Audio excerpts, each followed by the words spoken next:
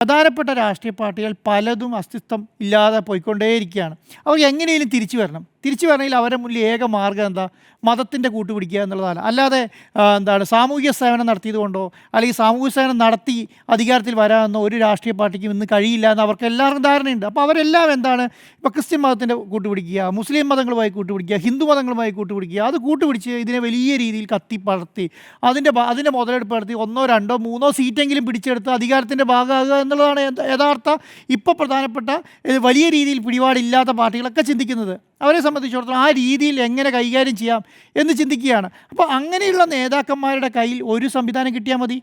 ആ സംവിധാനത്തെ അവർക്ക് മാക്സിമം അവർ ഉപയോഗിക്കുന്ന രീതിയിലെല്ലാം ഉപയോഗിക്കും. അങ്ങനെ ഉപയോഗിച്ച് കണ്ടിട്ടുണ്ട്. പക്ഷേ ഒരു കാര്യം എന്താണെന്നറിയോ? കേരളത്തിൽ ഒരു ഘട്ടം കഴിഞ്ഞ് മുന്നോട്ട് പോകാറില്ല. അതെന്താ? ഒരു 60% 70% ആകുമ്പോഴത്തേക്ക് ആൾക്കാരെല്ലാം ഒറ്റക്കെട്ടായി നിൽക്കും. ഒരു 70% ആൾക്കാർ ഒറ്റക്കെട്ടായും ബാക്കി 30% ആൾക്കാർ ഇതിനോടനുബന്ധമായ മിക്സഡ് അഭിപ്രായങ്ങൾ പറയുകയും ചെയ്യും. അതോടുകൂടി അത് പൊളിയുകയും ചെയ്യും. പക്ഷേ അതിൻ്റെ സ്റ്റേജ് വിട്ട് അപ്പുറത്തേക്ക് പോകാൻ കഴിയുന്നില്ല എന്നുള്ളതാണ് കേരളത്തിൻ്റെ ഒരു പ്രത്യേകത.